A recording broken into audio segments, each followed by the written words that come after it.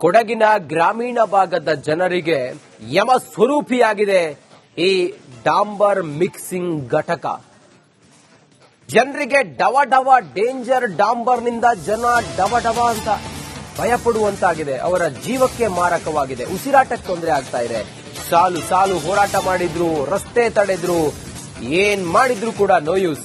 ಕೊಡಗಿನ ಹುಂದ ಈಚೂರು ಗ್ರಾಮದ ಜನತೆ ಅವರ ಪರದಾಟ ಜೀವಕ್ಕೆ ಸಂಚಕಾರ ಆಗಿರೋದು ಡಾಂಬರ್ ಮಿಕ್ಸಿಂಗ್ ಘಟಕದಿಂದ. ಹುಂದ ಈಚೂರು ಗ್ರಾಮದಿಂದ ರಿಪಬ್ಲಿಕ್ ಕನ್ನಡ ಗ್ರೌಂಡ್ ರಿಪೋರ್ಟ್ ಅನ್ನು ಮಾಡ್ತಾ ಇದೆ. ಹುಂದ ಈಚೂರು ಆ ಭಾಗದ ಜನರ ಬವಣೆಯನ್ನ ರಿಪಬ್ಲಿಕ್ ಕನ್ನಡ ಇವತ್ತು ನಿಮ್ಗೆ ತೋರಿಸ್ತಾ ಇದೆ. ಕೇವಲ ಅವರಿಗೆ ಆ ಸೌಂಡು ಮತ್ತೊಂದು ಮಗದೊಂದಲ್ಲ, ಕಾಯಿಲೆ ಕಸಾಲೆಗಳಿಗೂ ಕೂಡ ಈ ಡಾಂಬರ್ ಮಿಕ್ಸಿಂಗ್ ಘಟಕ ಕಾರಣ ಆಗ್ತಾ ಇದೆ. ಹಿಡಿ ಶಾಪ ಹಾಕ್ತಾ ಇದ್ದಾರೆ, ಇದನ್ನ ಇಲ್ಲಿಂದ ಸ್ಥಳಾಂತರ ಮಾಡಿ ಅಂತೇಳಿ. ಎಷ್ಟು ಹೋರಾಟ ಮಾಡಿದ್ರು ಪ್ರಯೋಜನ ಆಗಿಲ್ಲ, ರಸ್ತೆ ತಡೆ ಮಾಡಿದ್ರು ಪ್ರಯೋಜನ ಆಗಿಲ್ಲ, ಏನ್ ಮಾಡಿದ್ರು ಪ್ರಯೋಜನ ಆಗಿಲ್ಲ.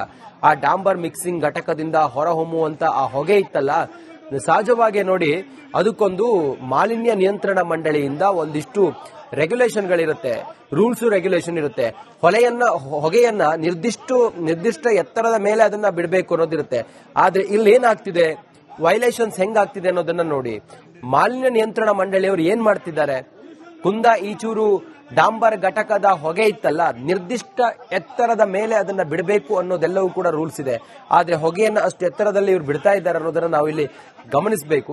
ಅದರ ಜೊತೆಗೆ ಅದರ ಶಬ್ದ, ಡಾಂಬರ್ ಮಿಕ್ಸಿಂಗ್ ಅಂತ ಹೇಳಿದ್ರೆ ಅದರಿಂದ ಹೊರಹೊಮ್ಮುವಂತ ಶಬ್ದ, ಮತ್ತೆ ಅದರ ಘಾಟು, ಮತ್ತೆ ಒಂದು ಕೆಮಿಕಲ್ ಇತ್ತಲ್ಲ, ಅದು ದೇಹಕ್ಕೆ ಜೀವಕ್ಕೆ ಅಪಾಯಕಾರಿ. ಅದು ಡಾಂಬರ್ ಮಿಕ್ಸಿಂಗ್ ಘಟಕದಿಂದ ಹೈರಾಣಾದ ಗ್ರಾಮಸ್ಥರು ಹಿಡಿ ಶಾಪ ಹಾಕ್ತಾ ಇದ್ದಾರೆ. ವಾಯು ಮಾಲಿನ್ಯ, ಶಬ್ದ ಮಾಲಿನ್ಯದಿಂದ ಜನರು ಕಂಗಾಲಾಗಿ ಹೋಗಿದ್ದಾರೆ. ರಸ್ತೆ ತಡೆದ್ರು, ಜಿಲ್ಲಾಧಿಕಾರಿಗಳಿಗೂ ಕೂಡ ಮನವಿಯನ್ನ ಸಲ್ಲಿಸಿದ್ದಾರೆ. 2 ದಿನದ ಹಿಂದೆ ಡಾಂಬರ್ ಮಿಕ್ಸಿಂಗ್ ವಾಹನವನ್ನು ತಡೆದು ಆಕ್ರೋಶವನ್ನು ಹೊರಹಾಕಿದ್ದಾರೆ. ಸ್ಥಳಕ್ಕೆ ಶಾಸಕ ಎಎಸ್ ಪೊನ್ನಣ್ಣ ಭೇಟಿ ನೀಡಿ ಪರಿಶೀಲನೆಯನ್ನ ಮಾಡಿದ್ದಾರೆ. ಗ್ರಾಮದಲ್ಲಿರುವ 285 ಕುಟುಂಬವನ್ನ ಕಾಪಾಡಿ ಅಂತ ಹೇಳಿ ಮನವಿಯನ್ನ ಮಾಡಿಕೊಂಡಿದ್ದಾರೆ. ಅಧಿಕಾರಿಗಳು, ಜನಪ್ರತಿನಿಧಿಗಳ ವಿರುದ್ಧ ಗ್ರಾಮಸ್ಥರು ಗರಂ ಆಗಿದ್ದಾರೆ. ನೆಮ್ಮದಿಯಾಗಿ ನಮಗೆ ಉಸಿರಾಡೋದಕ್ಕೆ ಬಿಡಿ ಸ್ವಾಮಿ, ನಮ್ಮ ಜೀವ ಉಳಿಸಿ ಸ್ವಾಮಿ ಅಂತ ಹೇಳ್ತಾ ಇದ್ದಾರೆ ಸ್ಥಳೀಯರು. ರಿಪಬ್ಲಿಕ್ ಕನ್ನಡದ ಕ್ಯಾಮ್ರಾ ಮುಂದೆ ಅಲ್ಲಿನ ಸ್ಥಳೀಕರು ಆಕ್ರೋಶವನ್ನ ಹೊರಹಾಕ್ತಾ ಇದ್ದಾರೆ. ಇನ್ನೇನ್ ಮಾಡೋದು, ನಮ್ಮನ್ನ ನೆಮ್ಮದಿಯಾಗಿ ಬದುಕಕ್ ಬಿಡಿ. ಅದರ ಹೊಗೆ, ಅದರ ಶಬ್ದ, ಅದರ ಘಾಟು ನಮ್ಮ ಜೀವವನ್ನ ತಿಂದು ತೇಗ್ತಾ ಇದೆ. ದಯವಿಟ್ಟು ಇದನ್ನ ಬೇರೆ ಕಡೆಗೆ ಸ್ಥಳಾಂತರ ಮಾಡಿ ಅಂತ ಹೇಳಿ ಮನವಿ ಮಾಡ್ತಾ ಇದ್ದಾರೆ. 285 ಮನೆಗಳಿದಾವಂತಲ್ಲಿ. ಅಲ್ಲಿ 2 ಪ್ಲಾಂಟ್ ಇದೆ. ಆ ಪ್ಲಾಂಟ್ ಇಂದ ನಮ್ದು 300 ಫೀಟ್ ಅಷ್ಟೇ ದೂರ ಇರೋದು ಮನೆ. ಒಂದು 10-15 ಮನೆಗಳಿವೆ. ಎಲ್ಲ ಮನೆಯಲ್ಲೂ 1-2 ಪೇಷಂಟ್ಸ್ ಇದೆ. Respiratory problems, lungs problems, sneezing, ಎಲ್ಲ ತರದ ಪ್ರಾಬ್ಲಮ್ಸ್ ಇದೆ. ನಮಗೆ ಈ ಪ್ರಾಬ್ಲಮ್ಸ್ ಗೊತ್ತಾಗಿದೆ. ನಮಗೆ ಇದು ಸಿಂಪ್ಟಮ್ಸ್ ಬರುವಾಗ ನಾವು ಡಾಕ್ಟರ್ ಹತ್ರ ಹೋಗುವಾಗ ಡಾಕ್ಟರ್ಸ್ ನೀವು ಪ್ರಿಕ್ ಟೆಸ್ಟ್ ಮಾಡಿಸಿ ಇದು ಯಾವ್ದ್ರಿಂದ ಅಲರ್ಜಿ ಬರ್ತಾ ಇರೋದು ನಮಗೆ ನೋಡ್ಬೇಕು ಅಂತ ಹೇಳುವಾಗ ಇದು ಡಸ್ಟ್ ಅಲರ್ಜಿ ಅಂತ. ನಮ್ಮ ಅಂತ ಏರಿಯಾದಲ್ಲಿ ಡಸ್ಟ್ ಎಲ್ಲಿಂದ ಬರ್ತದೆ ಸರ್? ಡಸ್ಟ್ ಬರೋದೇ ಇವಾಗ ಕಳೆದ 2021 ಈ ಕಡೆಗೆ 3 ತಾರ್ ಪ್ಲಾಂಟ್ಗಳು, ಒಂದು NBN, ಒಂದು KKU ಮತ್ತೆ ಒಂದು VVT, ಈ 3 ಪ್ಲಾಂಟ್ಗಳು ತುಂಬಾ ಕಾಮಗಾರಿ ಇರೋದ್ರಿಂದ ಅವರು ಕೆಲಸ ಮಾಡ್ತಾ ಇದ್ದಾರೆ. ಅದರಿಂದ ಉಂಟಾಗುತ್ತಿರೋ ಪೊಲ್ಯೂಷನ್, ವಾಯು ಮಾಲಿನ್ಯ ಆಗಲಿ, ಶಬ್ದ ಮಾಲಿನ್ಯವಾಗಿರಲಿ, ಇನ್ನೂ ತರದ ನೀರಿನಲ್ಲಿ ಆಗ್ತಿರೋ ಸಮಸ್ಯೆ, ಇವ್ರು ಮಾಡ್ತಿರೋಂತ ಕೆಲಸದಿಂದ ನಮ್ಮ ಊರಿನಲ್ಲಿ 285 ಕುಟುಂಬಗಳಿದ್ದು 280 ಕುಟುಂಬದಲ್ಲಿ ಒಂದು 200-250 ಕುಟುಂಬಗಳಿಗೆ ಭಾರಿ ತೊಂದರೆ ಆಗ್ತಾ ಇದೆ. ಇದನ್ನ ಮೇಲ್ಪಟ್ಟ ಎಲ್ಲ ಅಧಿಕಾರಿಗಳಿಗೆ ಏನೆಲ್ಲ ವಿಷಯ ಮುಟ್ಟಿಸಬೇಕೆಲ್ಲ ಮುಟ್ಟಿಸಿದೀವಿ. ನ್ಯಾಯಾಲಯದ ಮೆಟ್ಟಿಲೇರಿದೀವಿ. ಎಲ್ಲಾ ತರದ ಪ್ರಯತ್ನ ಮಾಡಿದ್ರು.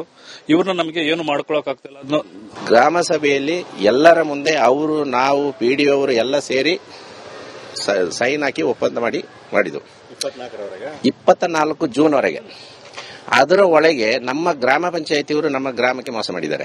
ಅದರ ಒಳಗೆ ಮತ್ತೆ 23ರಲ್ಲಿ ಸಿಮೆಂಟ್ ಮಿಕ್ಸರ್ ಪ್ಲಾಂಟಿಗೆ ಅವರು ಕೊಟ್ಟಿದ್ದಾರೆ. ಅದು ಯಾರನ್ನು ಗಮನಕ್ಕೆ ತಂದಿಲ್ಲ. ಅಲ್ಲಿ ದೊಡ್ಡ ದೊಡ್ಡ ಮಿಷಿನ್ ಬಂದು ಫಿಟ್ ಆಗುವಾಗೆ ನಮಗೆ ಗೊತ್ತಾಗಿರೋದು. ನಾವು ಮತ್ತೆ ಪ್ರತಿಭಟನೆ ಮಾಡುವಾಗ ಇದು 24ಕ್ಕೆ ಜೂನ್ಗೆ ಕ್ಲೋಸ್ ಆಗ್ತದೆ ಅಂತ ಹೇಳಿದ್ದಾರೆ. ಇದಕ್ಕೆ ದೊಡ್ಡ ದೊಡ್ಡ ಪ್ರಭಾವಿ ಮುಖಂಡರ ಕೈವಾಡಿದೆ ಇದಕ್ಕೆ ಖಂಡಿತವಾಗಿಯೂ. ಈಗ ಅವರು ಅದಕ್ಕೆ ಸಪರೇಟ್ ಏನು ಪೊಲ್ಯೂಷನ್ ಬೋರ್ಡ್ ಅಂತ ತಗೊಂಡಿಲ್ಲ. ಈ ತಾರ್ ಪ್ಲಾಂಟ್ ಸಬ್ಬಲ್ಲೇ ಅದನ್ನ ನಡೆಸ್ತಿದ್ದಾರೆ ಅವರು. ಎಲ್ಲ ನಿಯಮನೂ ಉಲ್ಲಂಘನೆ. 3 ಶಾಲೆ ಇದೆ, 3 ಶಾಲೆ 1.5 ಕಿಲೋಮೀಟರ್ ರೇಡಿಯಸ್ ಅಲ್ಲಿ 3 ಶಾಲೆ ಇದೆ. ಅದನ್ನು ಮತ್ತೆ ಅಲ್ಲಿ ಬಸವೇಶ್ವರ ಕಾಲೋನಿ ಇದೆ. ಎಲ್ಲ ಮಕ್ಕಳಿಗೂ ಎಲ್ಲರಿಗೂ ತೊಂದರೆ ಆಗ್ತಾ ಉಂಟು. ದೊಡ್ಡ ದೊಡ್ಡ ಗಾಡಿ ಬರ್ತದೆ. ಇನ್ನು ಹೆಚ್ಚಿನ ಮಾಹಿತಿಯೊಂದಿಗೆ ನಮ್ಮ ಪ್ರತಿನಿಧಿ ಅನುಕಾರ್ಯಪ್ಪ ಮಾಹಿತಿಯನ್ನ ಕೊಡ್ತಾರೆ. ಅಲ್ಲಿಂದ ನಮ್ಗೆ ಏನ್ ಅಪ್ಡೇಟ್ಸ್ ಅನ್ನೋದ್ರ ಬಗ್ಗೆ ಅನುಕಾರ್ಯಪ್ಪ ಮಾಹಿತಿಯನ್ನು ಕೊಡ್ತಾರೆ. ಈಗ ಈ ಸದ್ಯಕ್ಕೆ ನೀವೇನ್ ಗಮನಿಸ್ತಾ ಇದ್ದೀರಲ್ಲ, ಅಲ್ಲಿನ ಗ್ರಾಮಸ್ಥರೆಲ್ಲ ಹಿಡಿ ಶಾಪ ಹಾಕ್ತಾ ಇದ್ದಾರೆ. ಸುಮಾರು 285 ಮನೆಗಳಿದಾವೆ. ಆ ಮನೆಯಲ್ಲಿ ಎಲ್ಲರೂ ಕೂಡ ಒಬ್ಬೊಬ್ರು ಪೇಷಂಟ್ ಇದ್ದಾರೆ. ಡಾಕ್ಟರ್ ಹತ್ರ ಹೋದ್ರೆ ಡಸ್ಟ್ ಅಲರ್ಜಿ ಅಂತ ಹೇಳ್ತಾರೆ. ನಮ್ಮ ಆ ಕಾಡು ಪ್ರದೇಶದಲ್ಲಿ, ಆ ಕೊಡಗು ಅಂತ ಹೇಳಿದ್ರೆ ಟಿಪಿಕಲ್ ಅರಣ್ಯ, ಅಲ್ಲಿ ನಮಗೆ ಹೆಂಗೆ ಡಸ್ಟ್ ಬರುತ್ತೆ? ಈ ಕಾರ್ಖಾನೆಯಿಂದಲೇ ನಮ್ಮ ಆರೋಗ್ಯ ಹಾಳಾಗ್ತಾ ಇದೆ, ನಮ್ಮ ಜೀವವನ್ನ ಹಿಂಡಿ ಹಿಪ್ಪೆ ಮಾಡ್ತಾ ಇದೆ ಈ ಕಾರ್ಖಾನೆ. ಇದನ್ನ ಬೇರೆ ಕಡೆಗೆ ಸ್ಥಳಾಂತರ ಮಾಡಿ ಅಂತೇಳಿ ನಾವು ಒಬ್ರಿಬ್ರಿಗೆಲ್ಲ ಮನವಿ ಕೊಟ್ಟಿದ್ದು. ಯಾರಿಗ್ ಹೇಳಿದ್ರು ಏನ್ ಮಾಡಿದ್ರು ಕೂಡ ಇದನ್ನ ಸ್ಥಳಾಂತರ ಮಾಡುವ ಗೋಜಿಗೆ ಹೋಗಿಲ್ಲ. ನಾವ್ ಏನ್ ಮಾಡ್ಬೇಕು ಅಂತ ಹೇಳಿ ಅವರೆಲ್ಲರೂ ಕೂಡ ಹಿಡಿ ಶಾಪವನ್ನ ಹಾಕ್ತಾ ಇದ್ದಾರೆ. ಪೊನ್ನಣ್ಣವ್ರು ಬಂದಿದ್ದಾರಂತೆ, ಮಾನ್ಯ ಶಾಸಕರು ಬಂದಿದ್ದಾರಂತೆ, ಬಂದಲ್ಲಿ ಪರಿಶೀಲನೆಯನ್ನ ಮಾಡಿದಾರಂತೆ. ಈ ಡಾಂಬಾರ್ ಮಿಕ್ಸಿಂಗ್ ಘಟಕದಿಂದಲೇ ನಮ್ಮೆಲ್ಲರ ಬದುಕು ಹೈರಾಣಾಗಿ ಹೋಗಿದೆ ಅನ್ನೋದನ್ನ ಹೇಳ್ತಾ ಇದ್ದಾರೆ.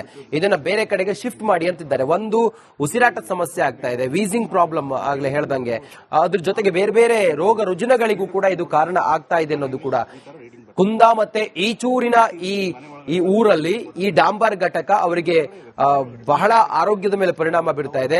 ನೋಡಿ, ನೀವು ಸಿಂಪಲ್ ಆಗಿ ನೋಡಿ, ಆ ಹೊಗೆಯ ಮುಖ ಇದೆಯಲ್ಲ, ಅಥವಾ ಹೊಗೆ ಮೇಲ್ಗಡೆ ಬರ್ತಾ ಇದೆಯಲ್ಲ, ಅದು ಎಷ್ಟು ಎತ್ತರಕ್ಕೆ ಅದನ್ನ ಬಿಡಬೇಕು, ಅಷ್ಟು ಹೊಗೆ ಬರ್ತಿದೆ ಅಂತ ಹೇಳಿದ್ರೆ ಅದನ್ನ ಎಷ್ಟು ಎತ್ತರಕ್ಕೆ ಬಿಡಬೇಕು. ಅದನ್ನ ಹೊರತಾಗಿ ನೀವು ಇಷ್ಟು ಕೆಳಗಡೆ ಹೊಗೆಯನ್ನು ಬಿಟ್ರೆ ಅದೆಲ್ಲಿ ಹೋಗುತ್ತೆ ಹೊಗೆ? ಇದೆಲ್ಲವೂ ಕೂಡ ಈಗ ಒಂದಿಷ್ಟು ಆಕ್ರೋಶಕ್ಕೆ ಕಾರಣ ಆಗಿದೆ. ನಮ್ಮ ಕೊಡಗಿನ ಪ್ರತಿನಿಧಿ ಅನುಕಾರ್ಯಪ್ಪ ನಮ್ಮ ಜೊತೆ ಈಗ ದೂರವಾಣಿ ಸಂಪರ್ಕದಲ್ಲಿದ್ದಾರೆ. ಅನುಕಾರ್ಯಪ್ಪ, ಸುಮಾರು ಎಷ್ಟು ಸಮಯದಿಂದ ಈ ಭಾಗದ ಜನರಿಗೆ ಈ ಘಟಕ ಓಪನ್ ಆದ್ರಿಂದ ಸಮಸ್ಯೆ ಆಗ್ತಾ ಇದೆ? ಜೊತೆಗೆ ಏನ್ ಹೇಳ್ತಾರೆ ಜನ? ಯಾವ ರೀತಿ ಆರೋಗ್ಯದ ಸಮಸ್ಯೆ? ಯಾಕೆ ಯಾರು ಕೂಡ ಇದನ್ನ ಶಿಫ್ಟ್ ಮಾಡೋದಕ್ಕೆ ಮನಸ್ಸು ಮಾಡ್ತಾ ಇಲ್ಲ? ಅನುಕಾರ್ಯಪ್ಪ.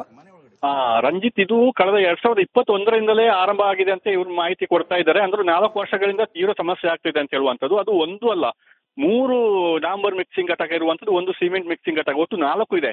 ಅಂದ್ರೆ ಈ ಕುಂದ ಈಚೂರು ಗ್ರಾಮದಲ್ಲಿ 285 ಕುಟುಂಬ ಇರುವಂತಹ ಒಂದು ಗ್ರಾಮದಲ್ಲಿ ಇಷ್ಟು 4 ಘಟಕ ಇದ್ರೆ ಹೇಗೆ ಜೀವನ ಸಾಗಿಸ್ಬೇಕಂತ ಹೇಳುವಂತದ್ದು. ಅವ್ರದ್ದು ಸಂಪೂರ್ಣವಾಗಿ ಡಸ್ಟ್ 10-12 ಇರಬೇಕಾಗಿದ್ದು, ನಾವು ಇದು ಏರ್ ಪೊಲ್ಯೂಷನ್ ಅಂತ ಹೇಳ್ತೀವಿ, ಅದು 200 ಗಡಿ ದಾಟ್ತಾ ಇದೆ. ಅದು ಅಷ್ಟೊಂದಿದೆ. ಅಕ್ಕಪಕ್ಕದಲ್ಲಿ ವಾಸ ಮಾಡ್ಲಿಕ್ಕೆ ಆಗ್ತಿಲ್ಲ, ಬರೀ ಧೂಳು.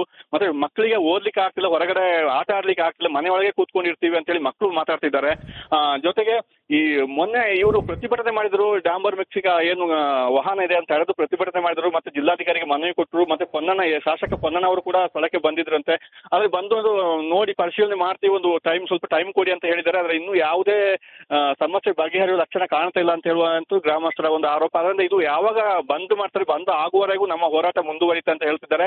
ಅಂದ್ರೆ ಇಲ್ಲಿ ಒಟ್ಟು 4 ಘಟಕ, ಅದೇ ಅಕ್ಕಪಕ್ಕ ಗ್ರಾಮಸ್ಥರದಲ್ಲ, ಅಕ್ಕಪಕ್ಕದ ಗ್ರಾಮಸ್ಥರೆಲ್ಲ ಸೇರಿ ಮಾಡ್ಕೊಂಡು ಇರುವಂತದ್ದು. ಅಂದ್ರೆ ಕೋಟ್ಯಾಂತರ ಖರ್ಚು ಮಾಡಿ ಅವ್ರು ಖರ್ಚು ಮಾಡಿದ್ದಾರೆ.